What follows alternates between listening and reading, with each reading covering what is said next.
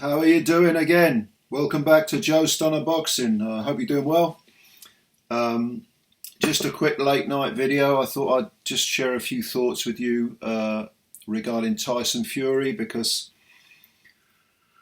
there was a little clip, a little, I don't know, thing he released, just about a minute's worth of him on a treadmill talking trash about Joshua and Usyk. He was just playing that role that he always plays, giving a bit of shtick about how AJ lost the belts to some other Eastern European, and then he referred to Usyk as a PED head, I think was the phrase. It's Tyson Fury, isn't it? Let's be honest. And if you want to talk about PED heads, hey, hang on a minute. He's the one that got caught for doing some naughtiness. So, yeah, case of people in glass houses shouldn't sling stones, should they? But if he was hoping to get inside AJ's head or to wind AJ up, I think that's possible. AJ's all over the place at the moment. He seems to have lost his fistic identity, and it seems as if the constant pressure since he won that gold medal all those years ago has got to him, and now he second guesses himself. He doesn't know who he is, what to do. Mentally, he just seems burnt out, Joshua. So comments from Fury will just kick a man when he's down, basically. Usyk is the polar opposite. I don't see Usyk as having any... He won't bat an eyelid regarding anything Fury's got to say. Usyk is a mentally extremely strong, bred to fight, extensive amateur background, has done everything that's been asked of him in the pro game. No issue with any kind of pressure that he may face. He knows how to handle it. Anything that he's faced, any tough fights in the ring, he's remained calm, collected. Inside and outside the ring, he just seems to be I won't say robotic, because he's far from that, but mentally he just seems to be so well schooled, so well prepared. And Fury can talk till his head falls off. I don't think it will affect Usyk. But as far as Fury's concerned, I haven't really thought a great deal about Fury versus Usyk, but I do feel that there are a few question marks over Tyson Fury that people are overlooking because of their... Well, you've got the fanboys, they're a law unto themselves. We won't worry about those. But for the more objective boxing fans, or people that like to do a bit of analysis, or the people that get paid to be analysts, there are a few things that they overlook that don't often get said, that are actually pretty obvious.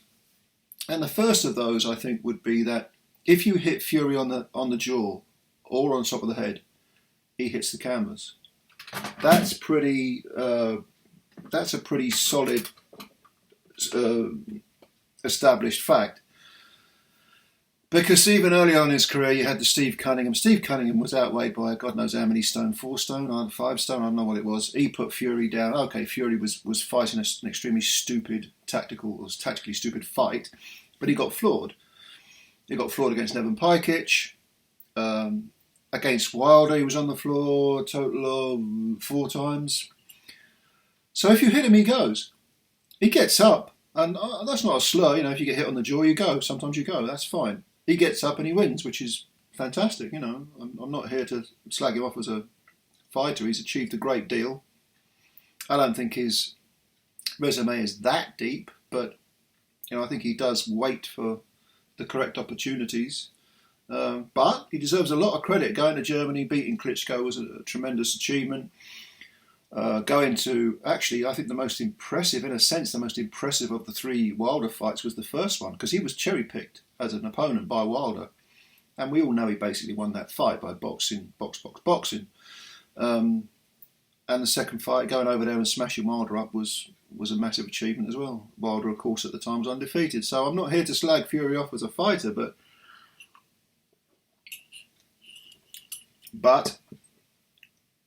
when here he goes. And Usyk will be looking at that thinking, I like that. I always remember when Lennox Lewis fought Razor Ruddock. And Ruddock at the time, as difficult as it is to believe it now, at the time Ruddock was the favourite, because Ruddock had done 2 tough fights with Mike Tyson, including being first one he was stopped early, second one he lost on points, but he gave Tyson a very, very good scrap. It wasn't he wasn't on the back foot. This wasn't a Tony Tucker or Bone Crusher Smith where he was basically hugging Tyson and hanging on for dear life. He fought Tyson and he went the distance and shook Tyson on a couple of occasions a little bit. But before the Lewis fight, Pepe Correa was training Lewis at the time and said, when you hit Ruddock, he hits the floor. I like that. And if I was in the opposing corner of Fury, that's the thing that would be in my mind the most.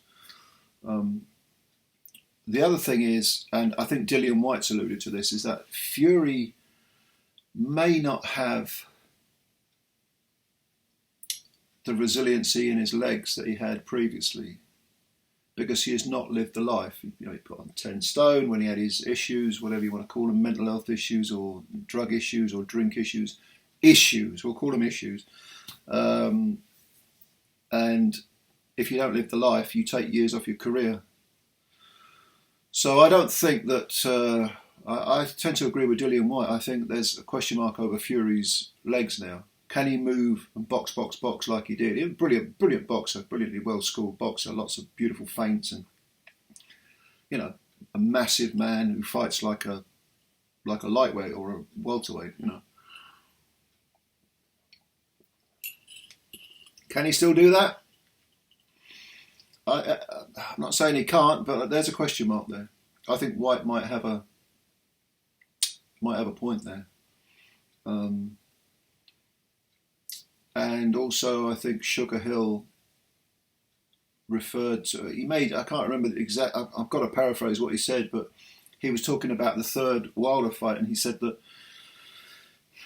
Tyson didn't follow the plan. And in fairness to Fury, he had lots of issues building up to that fight. That was I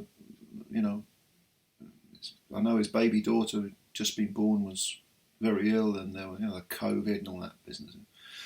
So again, I'm not going to be too hard on Fury, but the fact that maybe Sugar Hill wanted him to do certain things, and either he chose not to, or he couldn't do them. And I think it's more likely that he couldn't do them, because I'm sure he didn't plan to get floored twice by Wilder in one of those early rounds. But again, we're talking a question mark over him, over that element of him. So, Fury, I don't think he's the big beast that he once was, or that he peddles the idea of being now. I think he can be beaten. It's early days. I haven't really analysed it in my head, but I think Usyk would have a great chance of beating Fury. I really do, and I certainly think he beats. I don't mind saying now. I think he beats AJ easily in the rematch. I think AJ, again, mentally he's away with the fairies. He got the trainer situation. It just seems like a mess. If I was AJ, I'd take a year or two off. Have a rest, recharge the batteries mentally as much as physically. Get with a new trainer, do some basic stuff, gel with the trainer. And as far as if he is intent on taking the rematch with Usyk, which he is, I don't think there's any point in changing trainer right now. I think it's too late for that. I think stick with Rob McCracken, go in there, give as good as you can. He could, you just never know, he might win. You just never know. I don't think so, but he could win. But if he gives another good account of himself, he'll have 24 rounds of experience with a brilliant elite heavyweight under his belt. And he'll have lost twice, but the pressure will be off. So he goes away, rebuilds himself, and then from a marketing point of view, AJ sells out stadiums. In 2 years' time, after 2 or 3 fights against top 15 opponents, the big comeback, he'll sell out a stadium again. He'll get paydays and he'll get opportunities because he's so marketable. But I think AJ needs to go away. Either, if you're going to take the Usyk rematch, stick with Rob McCracken, get it over with, win or lose, and, then move on. Or don't take the rematch, get rid of Ron McCracken, take a year or two off, gel with a new trainer, and off you go. You know, have ace, almost like a wipe the slate clean and start again. Anyway, just a few random thoughts late in the night. Let me know in the comments, what do you think of AJ, the AJ situation? What do you think of Fury's comments? I thought they were, it's just Fury being Fury, and he talks a lot of crap. See, Fury is a very intelligent man and is capable of talking a lot of common sense. But he loves to play these roles. He loves the shtick, you know, it's almost panto to him, isn't it, really? But what do you think of his comments? I think I don't buy into all that. I don't care about all this, you know, the Tyson Fury, his sort of fistic persona. I'm not interested. I'll watch him in the ring because he's a good fighter, but I'm really not interested in anything in that game. You know, they call it mind games, don't they? Don't interest me. But what did you think? Leave your comments below. If you're new to the channel and you could subscribe, I would really, really appreciate that. Thank you for your time. Thanks for watching this video. Thanks always for your time. Hit the like button. Hit subscribe if you could. And thanks for listening. Take care of yourselves. I'll speak soon. Bye-bye.